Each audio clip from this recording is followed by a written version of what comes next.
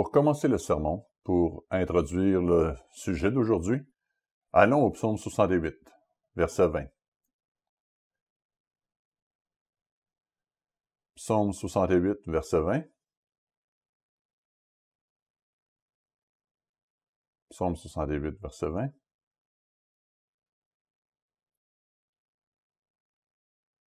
Béni soit le Seigneur chaque jour. Quand on nous accable, Dieu nous délivre. Celui qui veille sur nous quotidiennement, qui pourvoit pour nous chaque jour, le Dieu de notre salut, qui veille sur nous à tous les jours, le Dieu qui nous délivre. Et allons au psaume 103. Psaume 103. Et il y a une phrase ici qui est similaire. Et une note pour nous. Psaume 103, versets 1 à 5. Et nous allons nous concentrer sur un aspect particulier dans un moment. Mon âme bénit l'Éternel, que tout ce qui est en moi bénisse son saint nom. Mon âme bénit l'Éternel, on chante ça comme cantique. Bénis l'Éternel et n'oublie aucun de ses bienfaits. Celui qui pardonne toutes tes iniquités, qui guérit toutes tes maladies, celui qui délivre ta vie de la fosse, qui te couronne de bonté et de miséricorde, celui qui rassasie de bien ta vieillesse, qui te fait rajeunir comme l'aigle. Je n'irai pas plus loin, mais si vous lisez jusqu'au verset 18, il y a une série de bénédictions ou de bienfaits que Dieu nous donne. Et pour commencer le sermon, je voudrais revenir et me concentrer sur l'un d'eux. Au verset 2. Mon âme bénit l'Éternel et n'oublie aucun de ses bienfaits, celui qui pardonne toutes tes iniquités, qui guérit toutes tes maladies. Et nous pouvons penser à toutes les choses que Dieu fait pour nous et qui sont rapportées dans ces versets 1 à 18, et il en énumère un bon nombre. Nous parlons de la protection et de la sécurité que Dieu nous procure. Nous avons de la nourriture, nous avons un abri. Dieu pourvoit ces choses physiques dont nous avons besoin. Nous regardons autour de nous et nous avons des amis, des frères, des personnes qui nous sont proches. Et bien sûr, nous ouvrons notre Bible parce que nous comprenons ce livre que Dieu nous a donné comme mode de vie. Et c'est un privilège de comprendre cela, et c'est l'un de ses grands bienfaits. Bien sûr, cette compréhension qu'il nous donne est une question spirituelle. Une certaine de nos bénédictions sont physiques et d'autres sont spirituelles.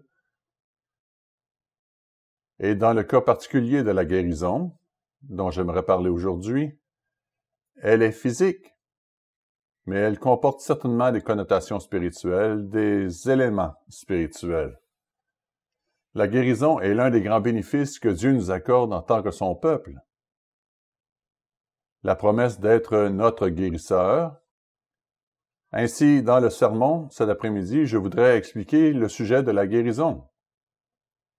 Qu'est-ce que la guérison? Qu'est-ce que cela signifie d'être guéri? Qu'est-ce qui nous permet d'être guéri? Y a-t-il des conditions? Y a-t-il des préalables pour que nous puissions être guéris? Comment s'accomplit la guérison? Et est-ce si important que cela? Est-ce une partie importante de l'œuvre, une partie du christianisme? Ce sont des choses que nous examinerons durant le sermon aujourd'hui. Répondons d'abord à la première question. Qu'est-ce que la guérison? Qu'est-ce que cela signifie? La définition du dictionnaire est la suivante. Faire en sorte qu'une plaie, une blessure ou une personne malade redevienne saine et en bonne santé. Il ne s'agit que d'une question physique et de guérir une maladie.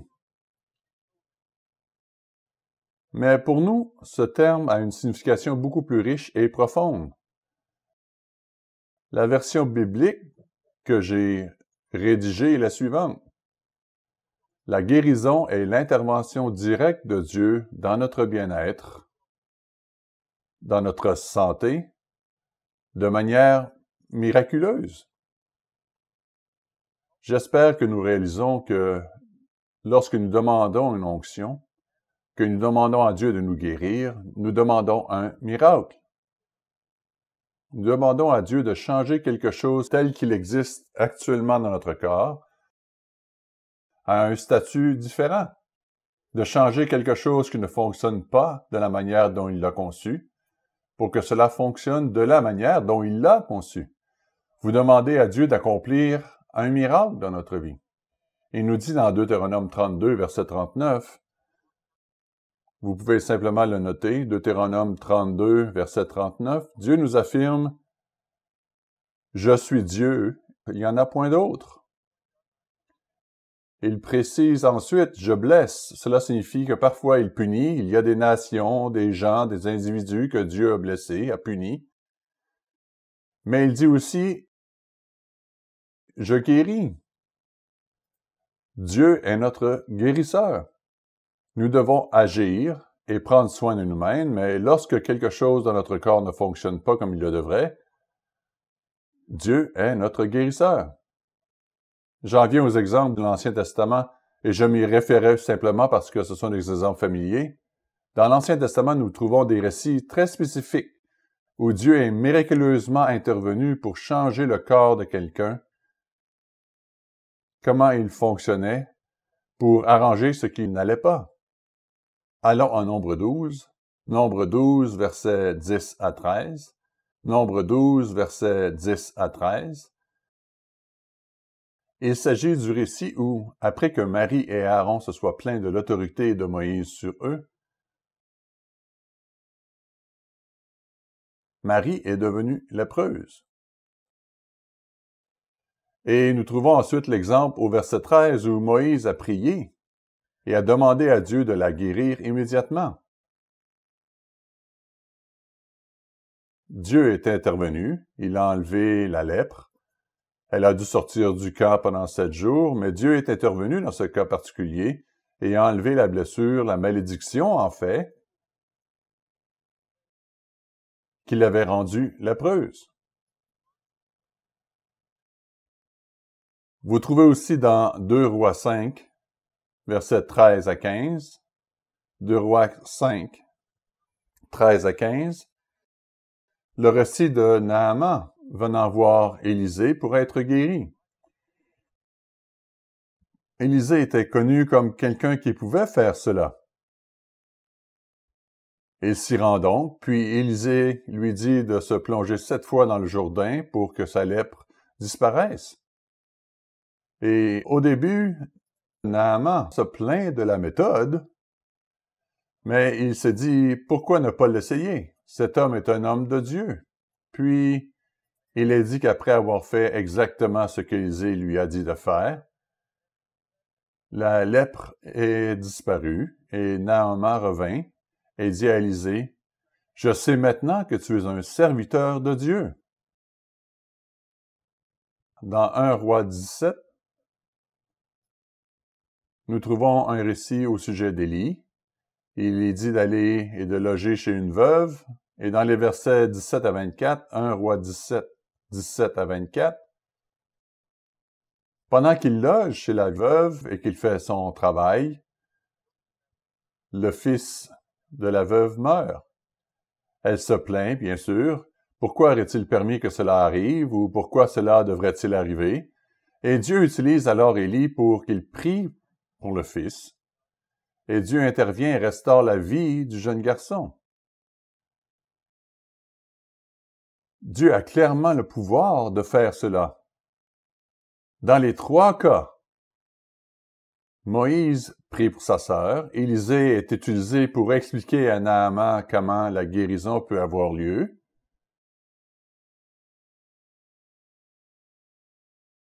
Et Élie est utilisé par Dieu pour rendre la vie au jeune garçon. Ces 3 exemples nous montrent une chose essentielle à comprendre. Dieu agit par l'intermédiaire d'êtres humains. Il travaille à travers ses serviteurs choisis afin d'accomplir son œuvre. Maintenant, cela exclut-il que Dieu soit capable de faire des choses indépendamment des hommes? Bien sûr que non. Dieu peut le faire en bénissant et en intervenant dans la vie des gens, Il peut le faire sans les hommes, sans les serviteurs humains, mais dans l'ensemble, dans ce que nous savons être la sphère de Dieu dans l'Église, il travaille à travers ses serviteurs, et il l'a fait non seulement dans le Nouveau Testament, mais aussi au temps de l'Ancien Testament. Il a travaillé à travers Moïse, à travers Samuel, avec David et les prophètes également. Alors, qu'en est-il du Nouveau Testament? Vous y trouvez des exemples de l'importance que revêt la guérison. Alors, allons à Matthieu 4. Matthieu 4, je passerai un peu plus de temps à discuter certains de ces récits, mais je veux aussi m'assurer d'avoir assez de temps pour parler de la logistique, si vous voulez, de la façon dont nous demandons une onction et la façon dont nous demandons à Dieu d'intervenir dans nos vies sur une base physique au niveau de la guérison. Dans Matthieu 4, versets 17 à 24, Matthieu 4, versets 17 à 24, nous sommes tout juste après que le Christ eut été tenté par Satan et qu'il se soit qualifié pour le remplacer. Il a résisté à toutes ses tentations et il continue à accomplir et à mener à bien son ministère. Et au verset 17, il les dit, et dès ce moment, Jésus commença à prêcher et à dire, « Repentez-vous, car le royaume des cieux est proche. » Et vous trouvez au verset 18 à 22 qu'il sort et appelle plusieurs de ses disciples. Puis au verset 23,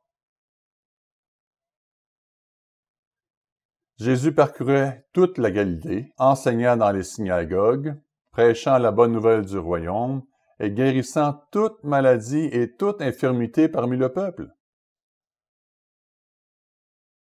Sa renommée se répandit dans toute la Syrie, et on lui amenait tous ceux qui souffraient de maladies et de douleurs de divers genres, des démoniaques, des lunatiques, des paralytiques, et il les guérissait.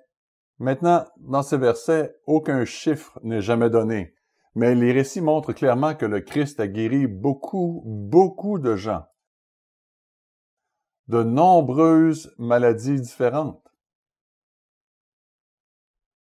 et qu'il a chassé des démons à maintes reprises.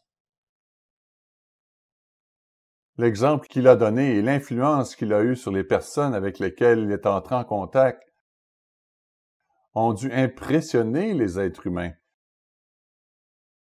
alors qu'ils voyaient ce genre de puissance se manifester encore et encore. Et l'une des raisons pour lesquelles cela s'est produit, bien sûr, est que le Christ était en train d'établir qui il était. Il a enseigné qu'il était le Fils de Dieu, et il l'a démontré. Dieu le Père l'a soutenu par les choses qu'il était capable de faire, ainsi que par les choses qu'il était capable d'enseigner.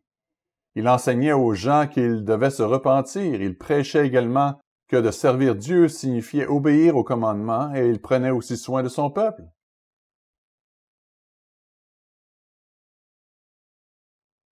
Nous lisons ensuite au verset 23 qu'il sort, qu'il enseigne, qu'il va dans les synagogues et dans divers endroits de Galilée et partout où il va, et il guérit, il fait des miracles, il change la vie des gens physiquement et spirituellement par son enseignement. Allons à Matthieu 9. Matthieu 9, verset 18. Matthieu 9, verset 18. Matthieu 9, verset 18.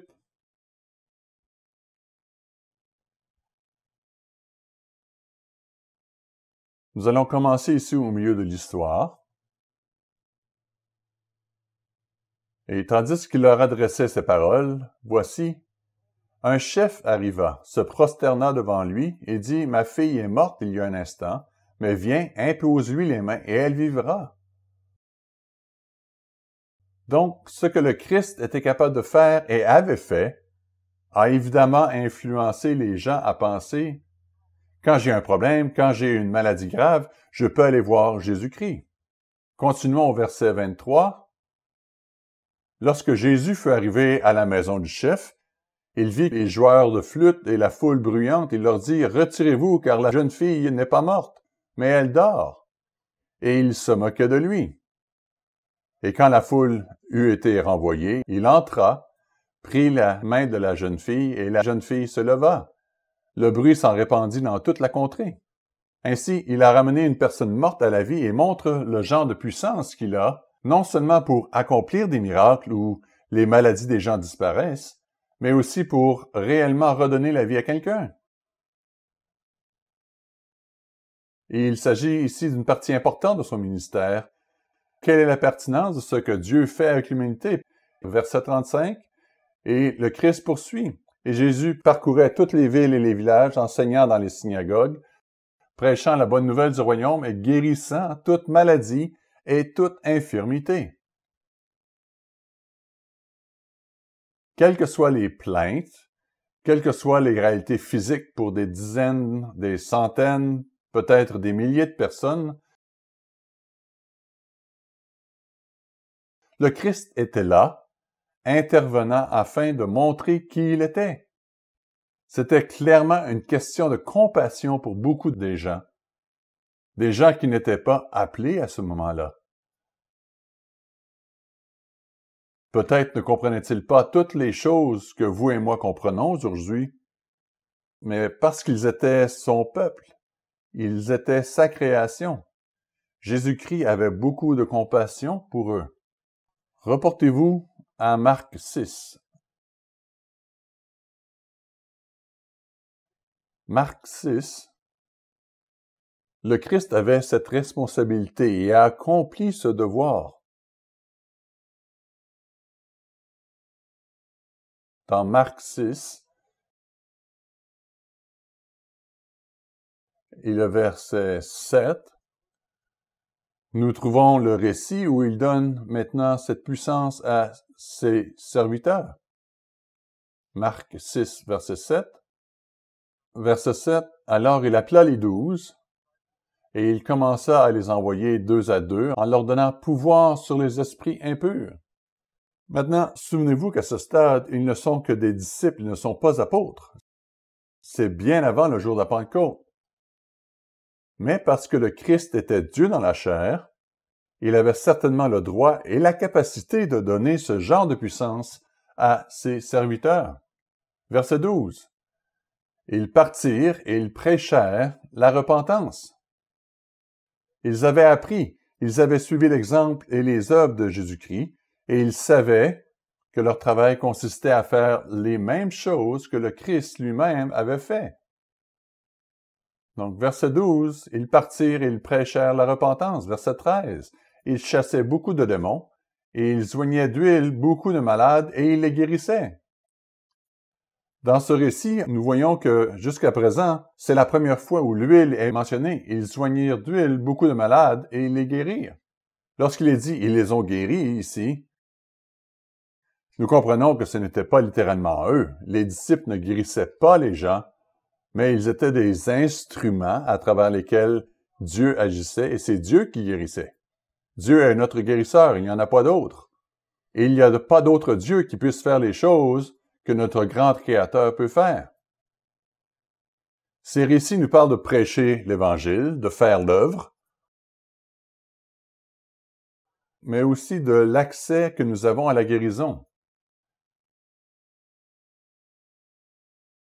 Et il faut bien comprendre qu'aujourd'hui, nous ne faisons pas les choses de la même manière. Nous n'allons pas prêcher l'Évangile dans des synagogues, des églises ou des bâtiments et nous n'organisons pas des cérémonies de guérison. Peut-être cette puissance viendra-t-elle au bon moment, de la bonne manière, avant la fin, nous verrons. Mais cela montre que la guérison est une partie importante de l'œuvre de Dieu et une partie importante de nos vies. Nous savons que vous et moi pouvons aller vers Dieu et lui demander d'intervenir lorsque nous avons des problèmes physiques, peu importe leur nature. Il a guéri toutes les maladies, peu importe lesquelles. Nous le savons tous, il n'y a rien que Dieu ne puisse faire. Alors, y a-t-il une partie de sa création dans nos corps? Y a-t-il quelque chose qu'il ne puisse réparer? Bien sûr que non. Dieu peut s'occuper de toutes ces choses qui nous arrivent. Si cela fait partie de son plan et de sa volonté, nous y reviendrons dans un instant. Mais la manière dont la guérison avait lieu à cette époque était une preuve positive que Jésus-Christ était le Fils de Dieu. Il devait attester de sa divinité, qu'il était là pour servir et devenir le Messie et démontrer son identité. C'était aussi une occasion pour lui de montrer sa grande compassion pour les gens. Il s'agissait d'individus, peut-être même quelques-uns d'entre eux auraient pu être ceux qui ont réclamé sa crucifixion 2 ou 3 ans plus tard. Nous ne le savons pas. Mais Dieu est intervenu. Le Christ est intervenu et il s'est occupé d'eux. Une grande puissance fut déployée. Et lorsque nous lisons ces récits, j'espère que cela nous donne la confiance et la pleine conscience de la sorte de puissance que nous demandons à Dieu d'exercer dans nos vies. Chaque fois que nous demandons à être loin, nous prions pour qu'il intervienne directement dans nos vies et nous guérisse. Qu'est-ce qui rend la guérison possible? Comment cela fonctionne-t-il? Revenons en arrière et notons ce qui est dit dans Deutéronome 32, verset 39. Dans Deutéronome 32, verset 39, pour vos notes, c'est Dieu qui guérit. C'est la première chose que nous devons demander. Nous devons toujours nous rappeler que les êtres humains ne sont que des instruments. Nous sommes des outils, si vous voulez, par lesquels Dieu peut agir, mais c'est Dieu qui guérit. Reportez-vous à 1 Pierre 2. 1 Pierre 2. Je me rends compte qu'il s'agit d'écritures familières, mais elles sont présentes dans ce sermon pour une raison. Nous devons comprendre certaines choses. J'espère que c'est un bon rappel du genre de détails que Dieu nous donne ici. 1 Pierre 2, versets 22-24. 1 Pierre 2, 22 à 24. Parlant du Christ ici au verset 22, lui qui n'a point commis de péché, et dans la bouche duquel il ne s'est trouvé point de fraude, il s'agit d'un rappel que le Christ était parfait en tout point, il n'a commis aucun péché, il n'a même pas dit quelque chose de mal. Si nous y réfléchissons, nous pouvons peut-être le réaliser davantage. Nous savons que les Écritures nous disent que la langue est aussi un feu, un monde de l'iniquité, et que le Christ n'a jamais dit une seule chose de mal. Il n'a jamais eu de tromperie dans sa bouche. Puis au verset 23, lui qui injuriait ne rendait point d'injure, maltraité ne faisait point de menace, mais il s'en remettait à celui qui juge justement. Le Christ a réalisé que ce serait au bon moment et de la bonne manière que le Père nous demanderait des comptes, et qu'il serait lui-même impliqué dans ce jugement le moment venu. Mais ce n'était pas le moment d'intervenir, et il n'a pas répondu à ceux qui le critiquaient, le condamnaient, cherchaient même à le tuer, et qui ont fini par le faire. Par contre, il est écrit au verset 24, « Lui qui a porté lui-même nos péchés en son corps sur le bois. » Nous savons que le Christ a versé son sang pour nous. C'est ainsi que nous avons accès au pardon de nos péchés et au salut éventuellement. Verset 24, « Lui qui a porté lui-même nos péchés en son corps sur le bois, afin que, morts au péché, nous vivions pour la justice, lui par les meurtrissures duquel vous avez été guéris. » Maintenant, il y a ceux qui lisent ceci et pensent que cette phrase particulière indique que la souffrance physique du Christ faisait partie du pardon de nos péchés. Et c'est valable. Le sacrifice du Christ était un sacrifice complet et entier. Mais c'était bien plus que cela. Ce n'était pas seulement une question d'être notre sauveur. Quand il est passé par ce genre de souffrance qu'il a subi, il a dit aussi très clairement, « C'est par ces meurtrissures que vous avez été guéris. » Et cela indique que nous avons accès à la guérison physique. Retournons à ce qui est écrit, cité ici, dans Ésaïe 53. Ésaïe 53, nous lirons les versets 3 à 5. Ésaïe 53, 3 à 5. C'est une prophétie au sujet du Christ. C'est quelque chose de connu et cité dans le Nouveau Testament. Ésaïe 53, versets 3 à 5. mépriser et abandonner des hommes, référence à celui qui deviendrait le Christ, homme de douleur et habitué à la souffrance, semblable à celui dont on détourne le visage. Nous l'avons dédaigné, nous n'avons fait de lui aucun cas. Cependant, ce sont nos souffrances qu'il a portées. C'est de nos douleurs qu'il s'est chargé, et nous l'avons considéré comme puni, frappé de Dieu et humilié. Mais il était blessé pour nos péchés, brisé pour nos iniquités. Le châtiment qu'il nous donne, la paix est tombée sur lui. Et c'est par ses meurtrissures que nous sommes guéris. Donc les mots ici parlent de douleur, de souffrance, mais ces mots peuvent aussi être traduits par maladie et douleur, des afflictions physiques. Ces maladies peuvent nous être enlevées, comme il est dit ici au verset 5.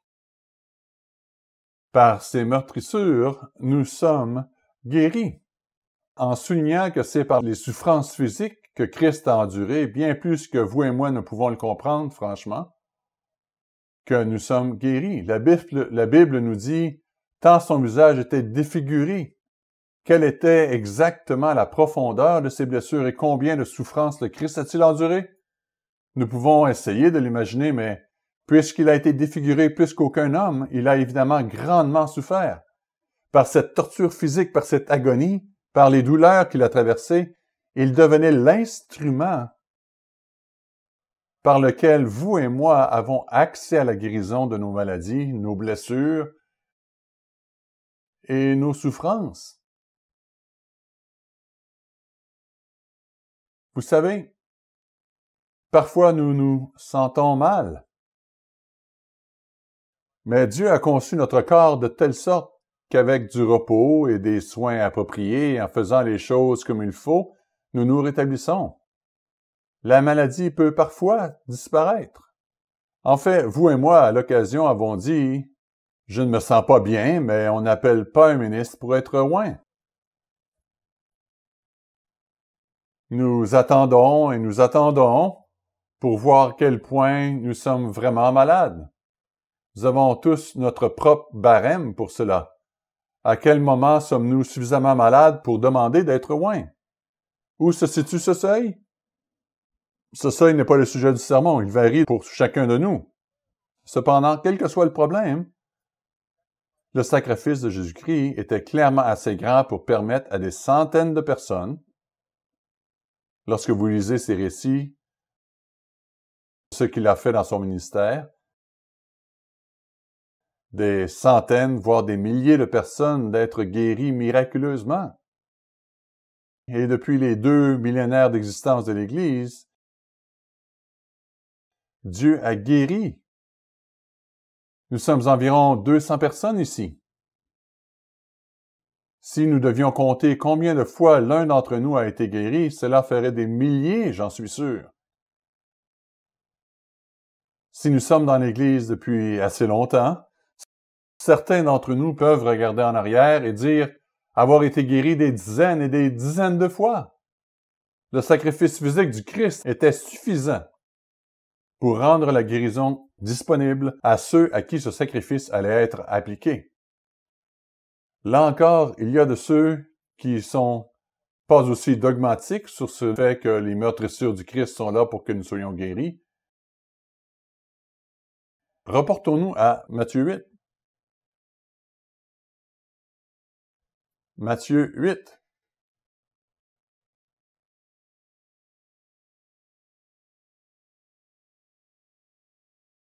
Matthieu 8, versets 16 et 17. Versets 16 et 17.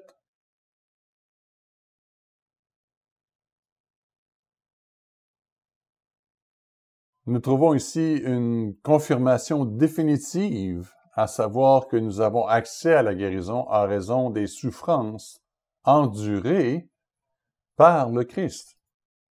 Verset 16. Au milieu de l'histoire, le soir, on amenait auprès de Jésus plusieurs démoniaques. Il chassa les esprits par sa parole, juste par sa puissance. Il avait l'autorité sur les démons. et il guérit tous les malades. Ainsi, parfois les maladies étaient dues à des possessions d'un démon. D'autres fois, elles étaient simplement physiques, mais il les guérissait quand même. Matthieu 8, verset 17, « Afin qu'il s'accomplisse ce qui avait été énoncé par Isaïe le prophète, que nous venons de lire, il a pris nos infirmités et il s'est chargé de nos maladies. » Ainsi, le sacrifice physique de Jésus-Christ est le moyen par lequel nous avons accès à la guérison. Vous et moi répétons cela chaque année lors de la Pâque. Reportons-nous à 1 Corinthiens 11.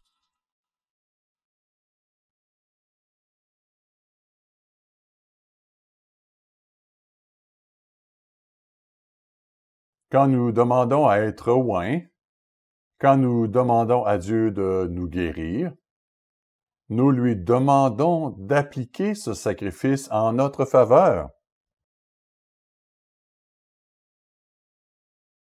de faire quelque chose de miraculeux.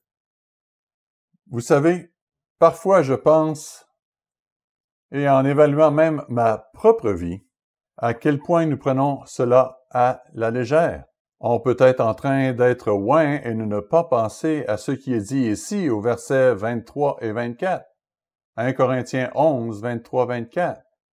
Paul écrit, « Car j'ai reçu du Seigneur ce que je vous ai enseigné, c'est que le Seigneur Jésus, dans la nuit où il fut livré, prit du pain, et après avoir rendu grâce, le rompit et dit, « Ceci est mon corps qui est rompu pour vous.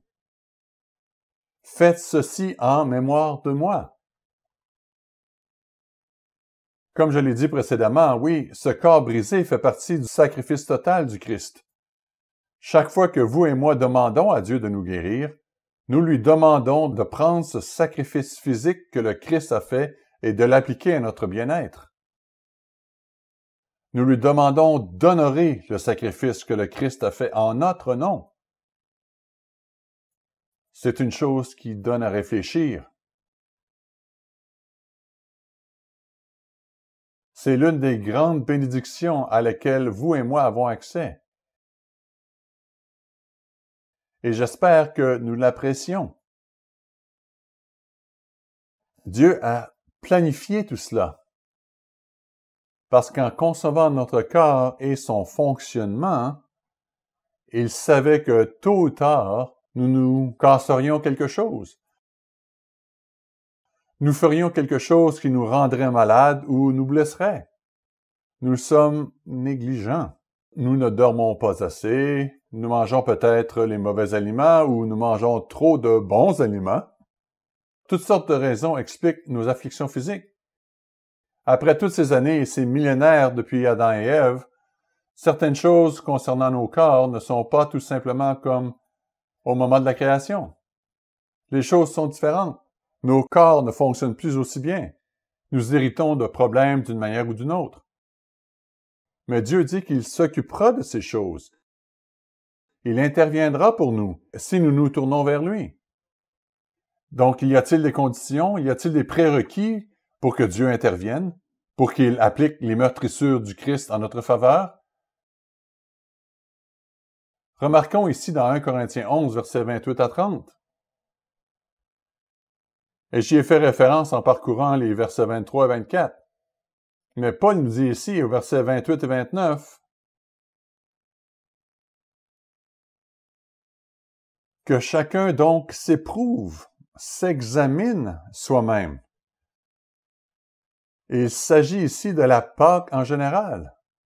Mais pensons-y spécifiquement en termes de guérison. Que chacun donc s'éprouve, s'examine soi-même, et qu'ainsi il mange du pain et boive de la coupe. Alors que nous prenons le pain de la Pâque, examinons-nous nous-mêmes. Car celui qui mange et boit sans discerner le corps du Christ mange et boit un jugement contre lui-même. Ainsi, nous devons nous assurer que nous nous examinons même lorsque nous demandons à être oints. Cela vaut la peine de prendre le temps de réfléchir à ces choses. Et quand nous ne le faisons pas, il y a des problèmes. Comme certainement le cas ici à Corinthe, Il y avait de nombreux problèmes, des problèmes très sérieux au sein de l'Église, et à ce moment-là, comme l'apôtre Paul le dit au verset 30, 1 Corinthiens 11, verset 30, c'est pour cela, parce qu'il ne discernait pas toujours ce que signifiait le sacrifice du Christ, non seulement le sang versé, mais aussi le corps brisé, représenté par le pain, qu'il y avait parmi vous beaucoup d'infirmes et de malades, et qu'un grand nombre sont morts. Ainsi, parmi ces individus de l'Église de Corinthe, un bon nombre étaient morts parce qu'ils n'avaient pas discerné cela correctement. On nous enseigne, à vous et à moi, de discerner ces choses correctement, minutieusement, soigneusement, et je suis convaincu que la plupart d'entre nous, en reconnaissant le sérieux, nous le faisons très soigneusement. Reportons-nous à Matthieu 9. Nous regarderons quelles sont les exigences. Matthieu 9, versets 27 à 29. Nous étions ici il y a un instant à propos d'un autre sujet. Matthieu 9, 27.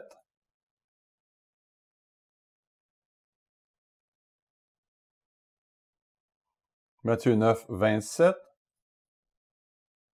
Étant parti de là, Jésus fut suivi par deux aveugles qui criaient « Aie pitié de nous, fils de David !»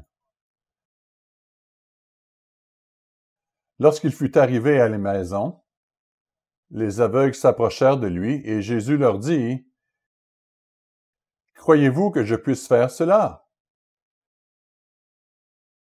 « Oui, Seigneur, lui répondirent-ils. Alors il toucha leurs yeux en disant qu'il en soit fait selon votre foi.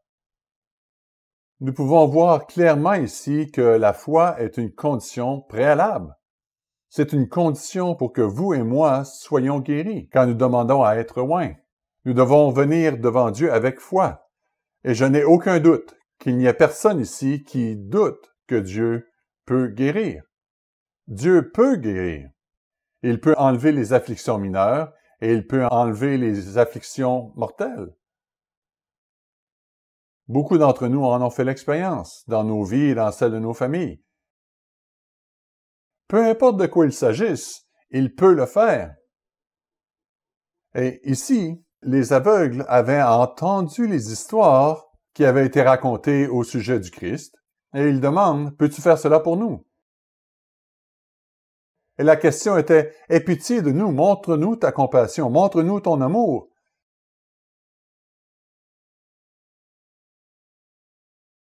Et il dit « Selon votre foi, est-ce que vous croyez? » Et c'est ainsi que nous devons demander à Dieu d'intervenir. Nous devons nous poser la même question. Sommes-nous confiants que Dieu peut faire cela en son temps, à sa manière? Maintenant, j'ose dire que lorsque n'importe qui d'entre nous ici veut être oint et que nous voulons que Dieu nous guérisse, nous le voulons maintenant. Nous voulons que Dieu intervienne le plus rapidement possible, en quelques secondes. Et parfois, cela arrive. Je vous donnerai un exemple un peu plus tard qui explique pourquoi les choses se passent parfois ainsi. Mais il s'agit de croire et d'avoir la foi que Dieu peut nous guérir. Reportons-nous à Matthieu 15, versets 21 à 22. Matthieu 15, 21 à 22.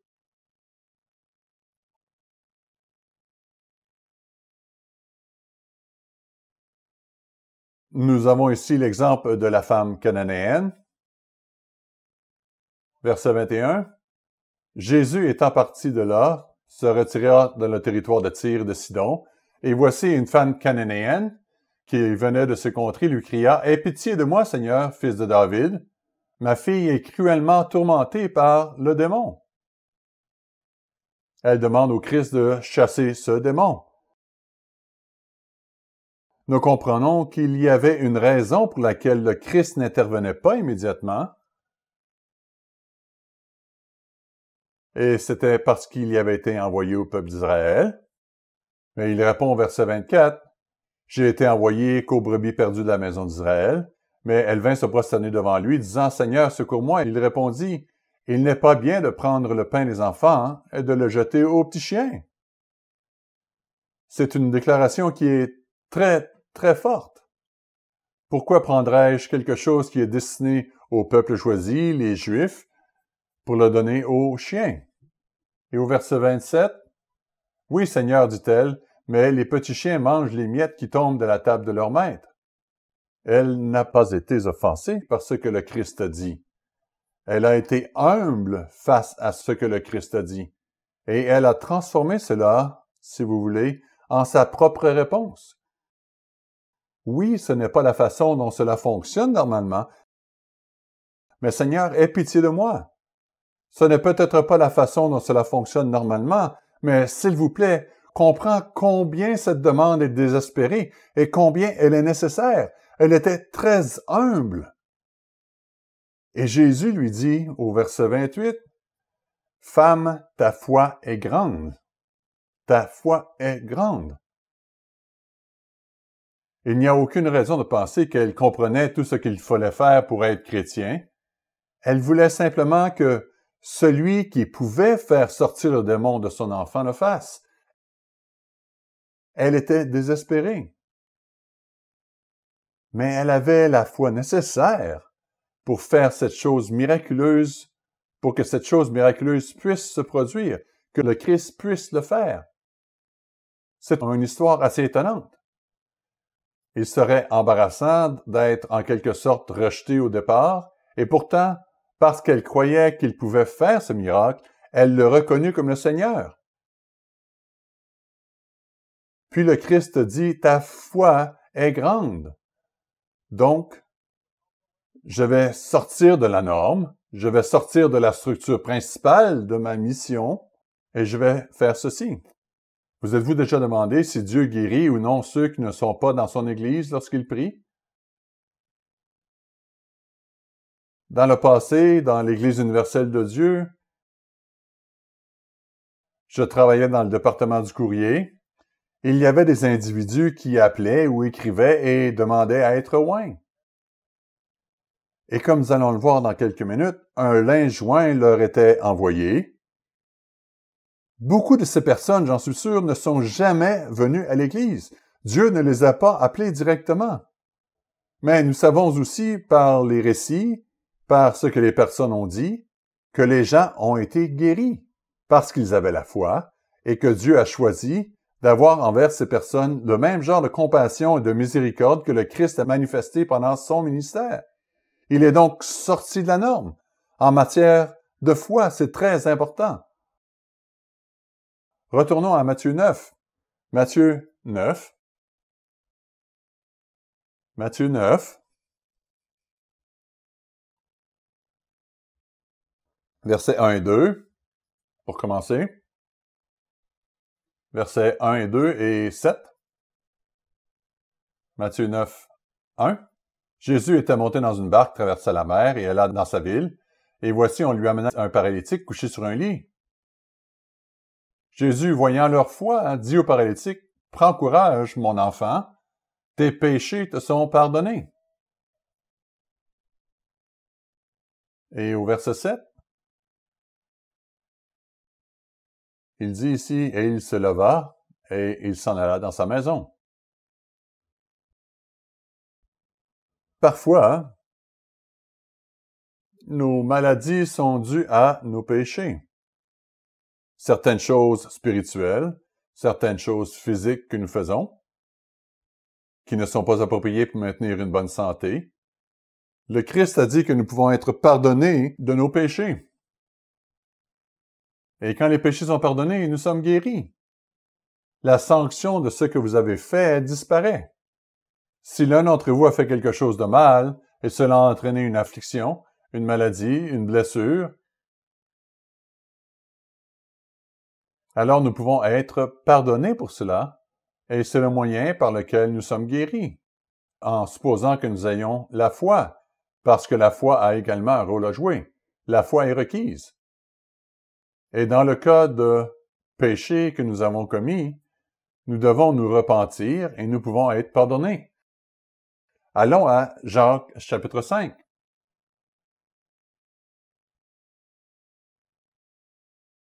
C'est une écriture que nous avons lue et mise en pratique de nombreuses fois. Jacques 5, versets 13 à 15. Où se trouve le seuil de tolérance dans une maladie, dans des douleurs ou des blessures? Ce seuil qui nous fait demander à être oint varie. Mais il est écrit ici au verset 13, « Quelqu'un parmi vous est-il dans la souffrance? Qu'il prie. »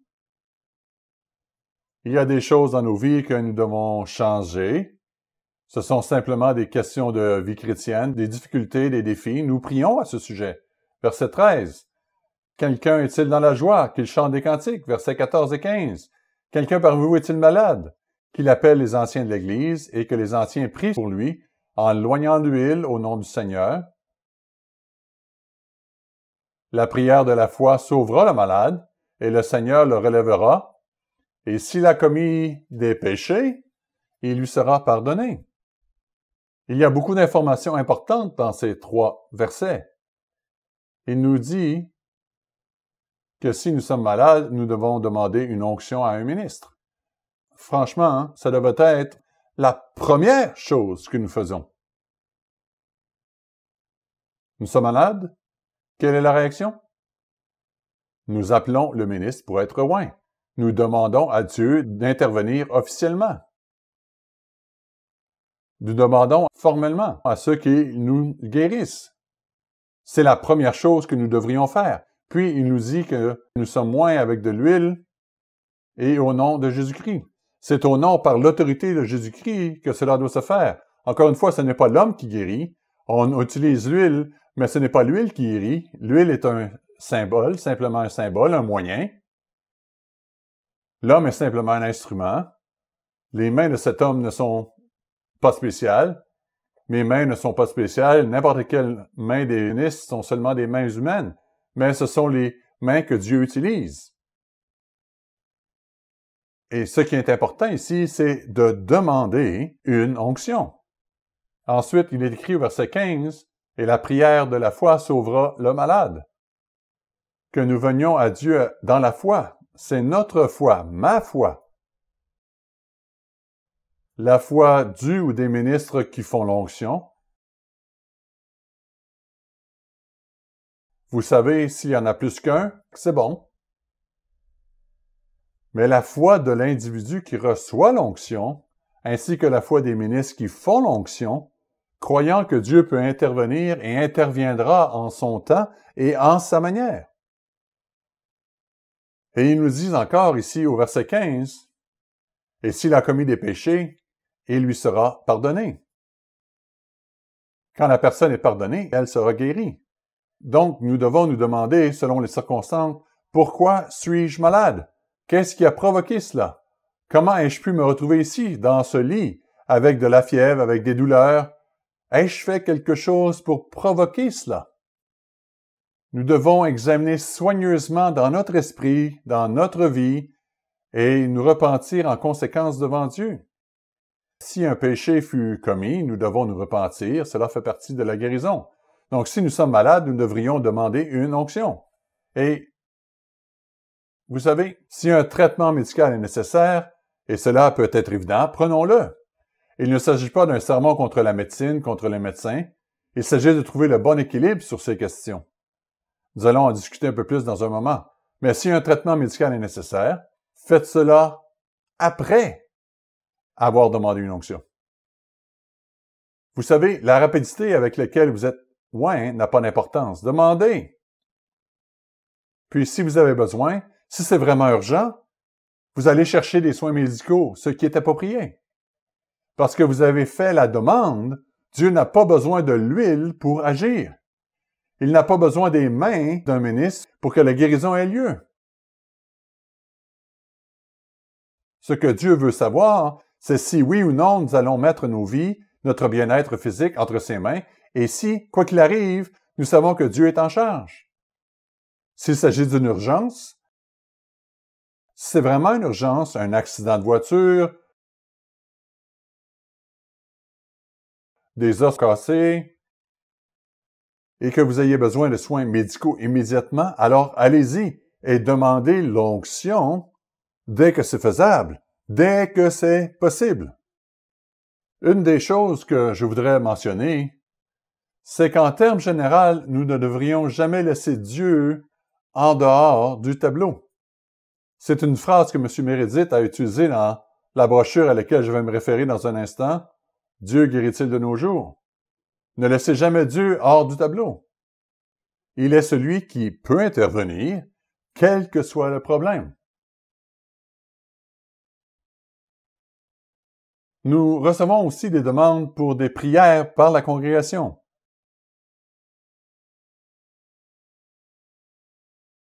La demande dit, pouvez-vous demander à la congrégation de prier pour quelque chose, quel que soit le problème? À ce moment-là, ils ne m'ont pas demandé une onction, mais ils veulent que la congrégation prie à ce sujet. Et pour ce que ça vaut, frères et sœurs, je vous dirai ceci, et plusieurs ministres disent la même chose. Nous devrions demander à Dieu en premier. Dieu est celui qui guérit. Et nous devrions aller vers lui personnellement et demander à être oints. Ensuite, selon la nature et la gravité du problème, nous pouvons demander à la congrégation de prier à ce sujet. Souvent, les gens appellent et discutent de leur situation, mais ne demandent rien. Je pose parfois la question, voulez-vous être oint? Et parfois la réaction est, oui. La première réaction n'était pas de demander à être oint. La première réaction était, demandons à tout le monde de prier à ce sujet. Il n'y a rien de mal de demander à la congrégation de prier à ce sujet, mais seulement si on demande à Dieu d'abord.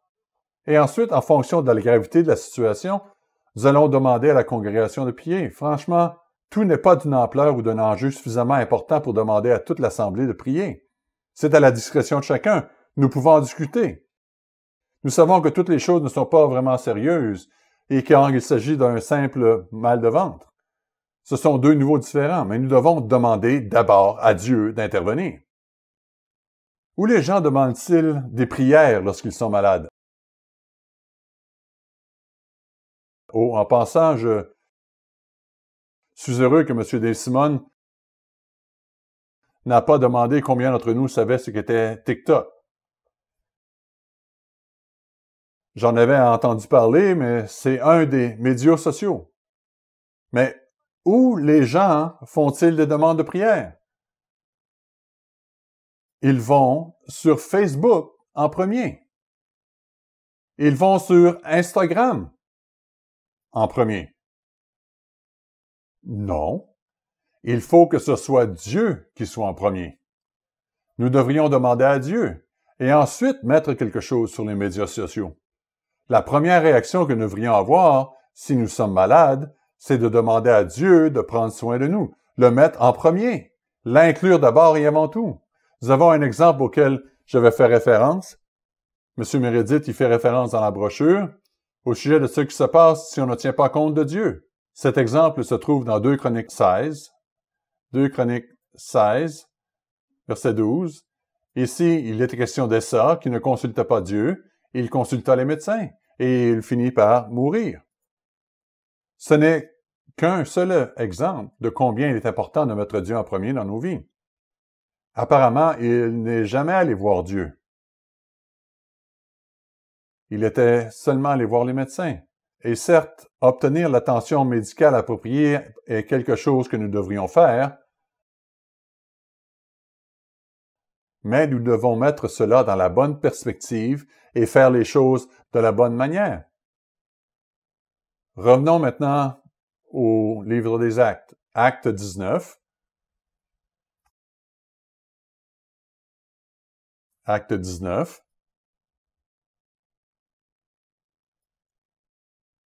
Et c'est l'un des endroits où le Christ a utilisé Paul pour expliquer un peu de la vérité qui n'était pas connue avant ça. Acte 19, versets 11 et 12. Acte 19, versets 11 et 12.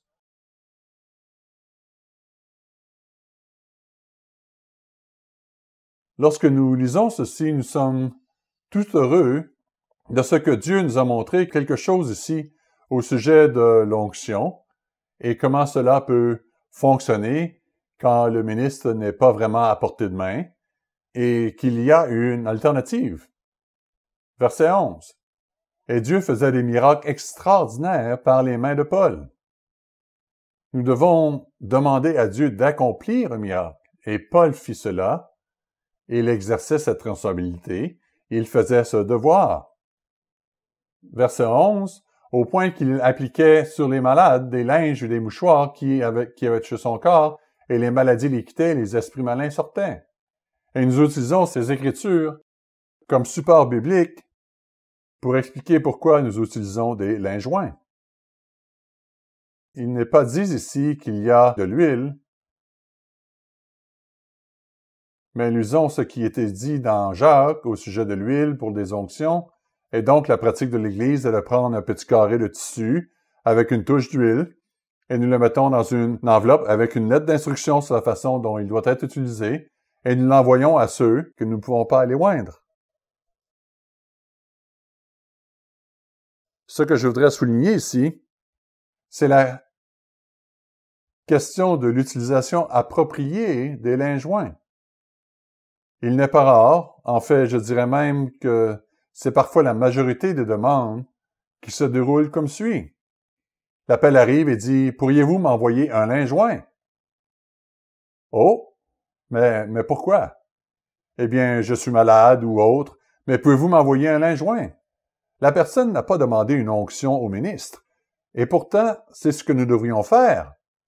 Vous et moi, lorsque nous sommes malades, nous devons demander à être oints et ensuite laisser au ministre de décider si le linge joint est approprié ou non. Donc, si vous êtes malade, il faut premièrement demander au ministre, pouvez-vous me oindre? Et s'il ne peut pas y aller, alors peut-être que M. Elliott est disponible. Ici, nous avons beaucoup de ministres qui peuvent aller vous oindre. Ce n'est pas le cas partout. Mais même ici, M. Weston s'est proposé. Il a dit, écoutez, si quelqu'un a besoin d'une onction et que je suis assez proche, appelez-moi. Nous sommes tous disponibles pour une onction. Et si je ne le suis pas, ou si M. Elliott ne l'est pas, alors peut-être l'un des autres ministres sera disponible. Hier après-midi, j'ai eu le privilège de demander à l'un de mes autres ministres d'y aller. Je travaillais sur le sermon et j'ai demandé à un autre ministre, « Iriez-vous faire une onction? » Et il l'a fait, plutôt que d'envoyer un linge joint. Donc, nous devrions demander une onction et laisser le ministre décider si oui ou non le linge joint est la chose appropriée à faire. Si nous ne pouvons pas nous rendre sur place et qu'il n'y a personne de disponible, alors c'est certainement ce que nous ferons. À l'occasion, je reçois des demandes pour un linge d'onction. Et je n'insinue rien de mal ici, mais c'est comme si la personne disait « Donne-moi un linge d'onction pour que je puisse l'utiliser pour me oindre moi-même. » Nous ne nous oignons pas nous-mêmes. Nous, les ministres, nous oignons le linge, nous prions sur le linge joint. En fait, nous tenons le linge, nous posons nos mains sur le linge et nous demandons à Dieu d'honorer cette méthode et d'appliquer les meurtrissures de Jésus-Christ et d'intervenir pour la personne en question. Mais nous ne prenons pas un linge pour nous oindre nous-mêmes, en quelque sorte. C'est un linge oint. Il a déjà été oint par le ministre. J'ai eu une demande pour une situation où la personne dit « Je dois me faire opérer lundi.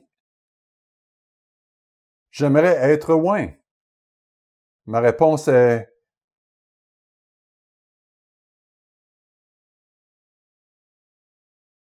Pourquoi voulez-vous être oint? » Eh bien, je vais me faire opérer. Eh bien, nous ne voyons pas pour une opération. Nous joignons un individu, comme Dieu le dit, pour la guérison. Maintenant, pour ce qui est de quelqu'un qui va se faire opérer, évidemment, nous voulons prier à ce sujet.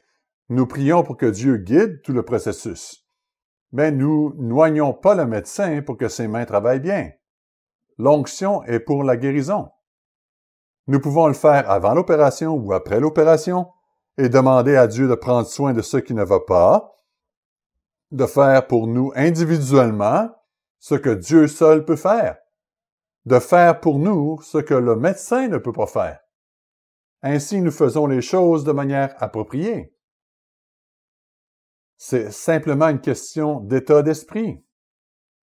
Nous comprenons que la chirurgie peut être absolument nécessaire, mais nous voulons que Dieu nous guérisse aussi, qu'il intervienne et fasse pour nous les choses qu'un homme ne peut pas faire. Il est clair qu'avec la technologie et la science moderne, le monde médical peut faire beaucoup de choses pour notre bien. Et c'est certainement bien de bénéficier de cela, mais nous devons également nous assurer que nous le faisons de la bonne manière et au bon moment. La question se pose également au sujet des onctions multiples. Combien de fois puis-je être oint? Puis-je être oint plus que 3 fois? Paul demanda 3 fois au Christ d'être guéri et Christ a dit non. Est-ce une sorte de maximum absolu? Pas ce que je sache. Alors, pouvons-nous être oints plusieurs fois? Quand devrions-nous être oints pour la 2e, la 3e, la 4e fois? Ce sont des choses que nous devons considérer. Parfois, Dieu ne guérit pas immédiatement et nos maladies durent pendant de longues périodes de temps. Et si l'un d'entre nous veut être oint au fil du temps, comme réaffirmation de sa foi, alors très bien. Nous sommes heureux de le faire et c'est approprié.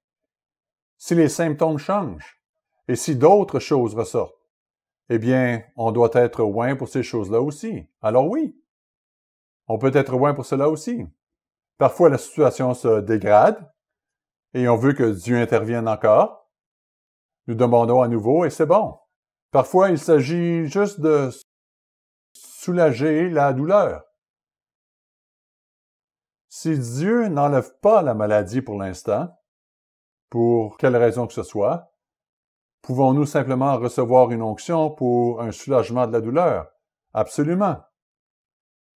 Il y a de nombreuses années à Houston, en 1972-1973, il y avait une dame de l'Église qui avait un cancer du sein.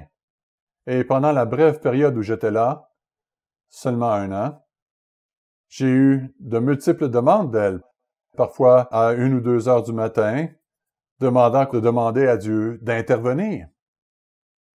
Et tout ce qu'elle voulait, c'était être soulagée de la douleur. Elle ne demandait pas à être oint à chaque fois, elle voulait simplement que je prie.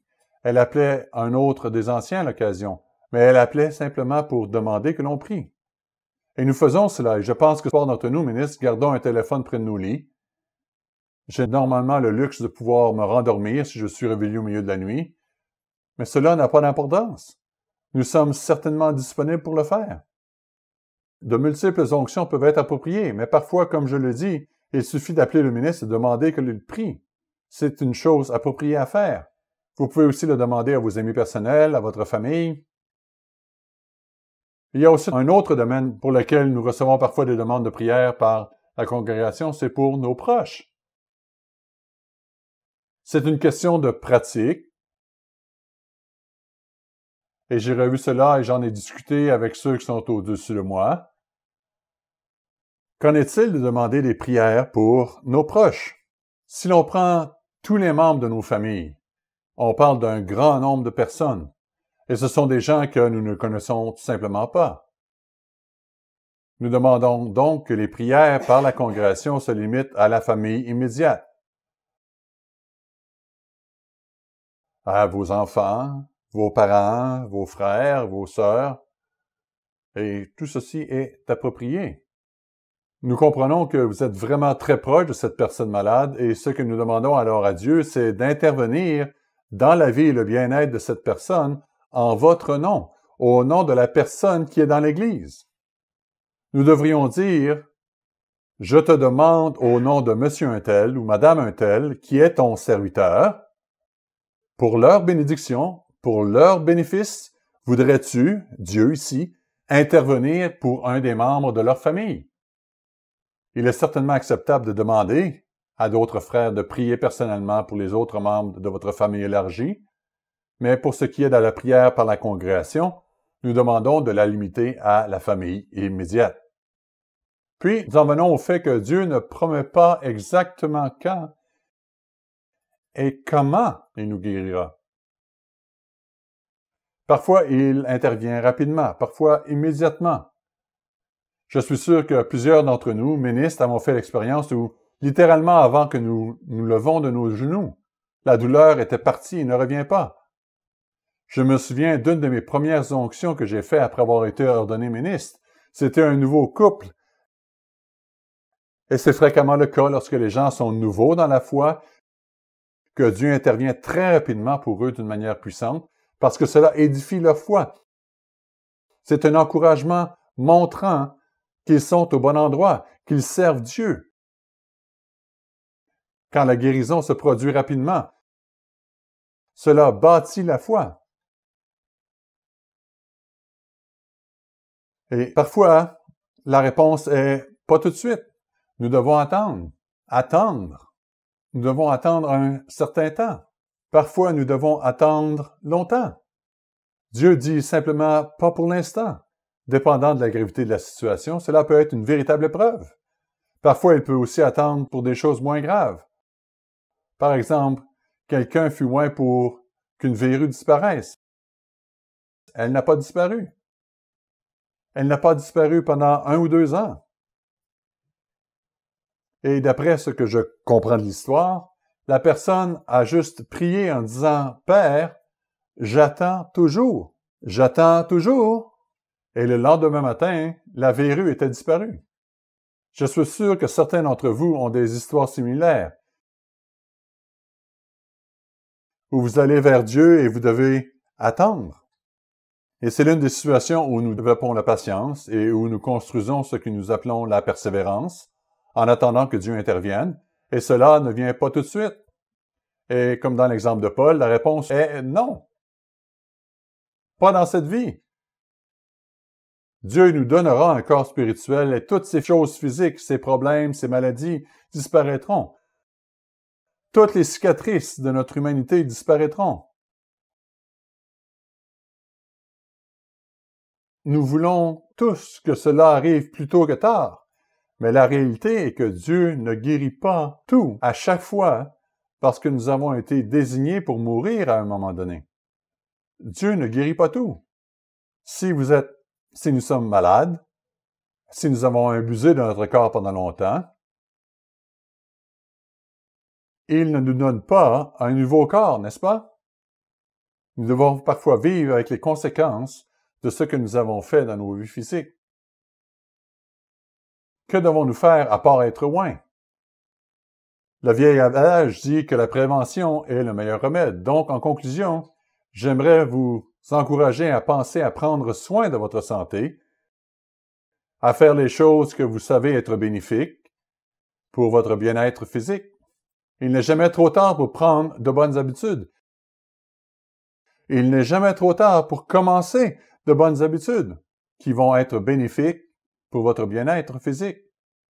Évitez d'aggraver les problèmes en y ajoutant de nouveaux. Au sujet des choses que je vais mentionner, je vous encourage à lire la brochure de M. Meredith et un article de M. Winnail datant de plusieurs années, Principes bibliques pour une bonne santé. Certaines choses qui sont mentionnées dans ces articles sont les suivantes. Une bonne alimentation équilibrée, composée d'aliments naturels et frais qui sont la meilleure source de vitamines dont vous et moi avons besoin pour maintenir les fonctions de notre corps. Faites de l'exercice régulièrement. Parfois, dans notre société au rythme effréné, il est difficile de trouver le temps de faire régulièrement de l'exercice. Mais l'exercice est important. Sortez, prenez de l'air frais, du soleil. Vous savez, le Dr. Winnail a mentionné ces choses à plus d'une occasion. Ayez une bonne hygiène. S'assurer de dormir suffisamment. S'assurer de se reposer suffisamment. Encore une fois, c'est un défi parfois. Mais vous et moi avons besoin, et nous y sommes encouragés par Dieu, car il veut que nous nous reposions suffisamment. L'article parle aussi de maintenir un esprit tranquille et positif. Et cela demande beaucoup d'efforts. Il faut être très discipliné pour y parvenir. De plus, nous pouvons faire des choses qui renforcent notre système immunitaire. Le Dr. Winnail y fait référence. Nous avons une brochure sur la santé qui parle de prendre des vitamines qui augmentent et renforcent notre immunité contre les diverses maladies qui existent. Les vitamines A, B, C, je pense que la D3, la K2 fonctionnent en conjonction l'une avec les autres. Les suppléments sont appropriés, mais encore une fois, il faut se rappeler qu'une bonne alimentation est la meilleure façon d'obtenir les choses dont notre corps a besoin pour fonctionner correctement. Ainsi, Dieu est prêt à nous pardonner nos péchés. Et s'il nous pardonne nos péchés et nous guérit, il s'attend à ce que nous changions notre vie et que nous nous repentions et que nous commencions à faire des choses qui sont positives. Donc, pour conclure, j'aimerais vous lire quelques passages de la brochure du Dr Meredith, Dieu guérit-il de nos jours?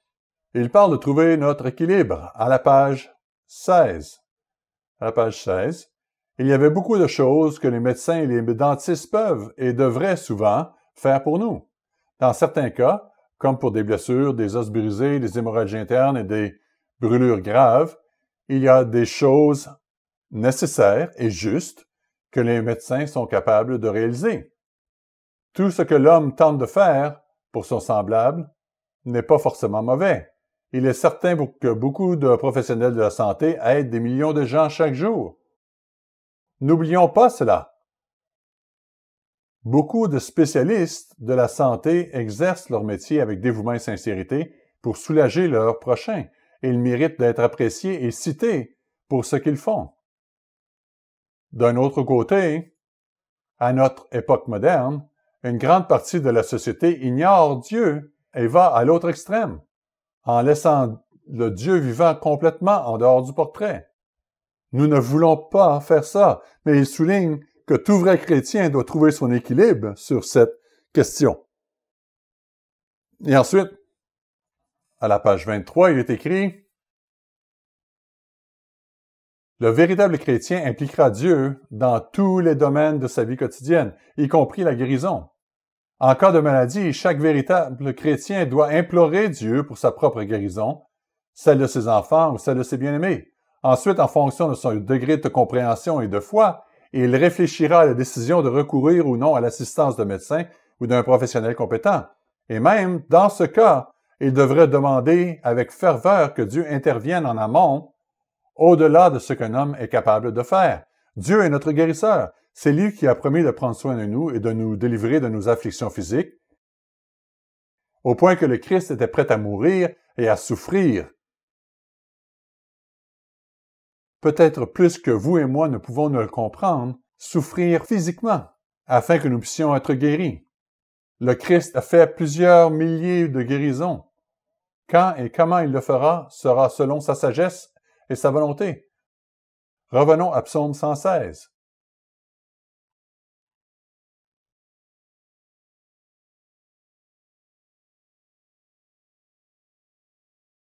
Psaume 116.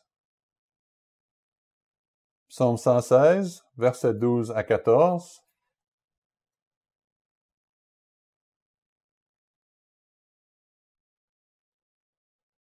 Nous revenons au point des bienfaits de Dieu. L'un des grands bienfaits de notre appel est que Dieu est notre guérisseur. Verset 12. Comment rendrai-je à l'Éternel tous ses bienfaits envers moi? Qu'est-ce que je peux faire en réponse à ces multiples bénédictions que Dieu m'accorde, dont la guérison? La réponse? Verset 13. J'élèverai la coupe des délivrances et j'invoquerai le nom de l'Éternel. Je le servirai et j'accomplirai mes vœux envers l'Éternel. Nous avons fait une alliance avec Dieu. Lorsque vous et moi avons été baptisés, nous avons fait une alliance selon laquelle nous serions les serviteurs de Dieu pour le reste de notre vie. Nous ferions de notre bien pour adhérer à ses lois, le servir, servir son œuvre, servir son peuple. Il dit, alors qu'est-ce que je peux faire pour remercier Dieu? Que puis-je faire en réponse aux nombreux bienfaits de Dieu, dont la guérison? J'accomplirai mes vœux, je respecterai mon alliance et je lui obéirai. Et je ferai cela en présence de tout son peuple. En nous aidant et en nous encourageant les uns les autres, nous avons la possibilité de faire exactement cela. Ainsi, servir Dieu, c'est une façon de le remercier pour l'un des grands bienfaits que nous avons reçus, soit la promesse d'être notre guérisseur.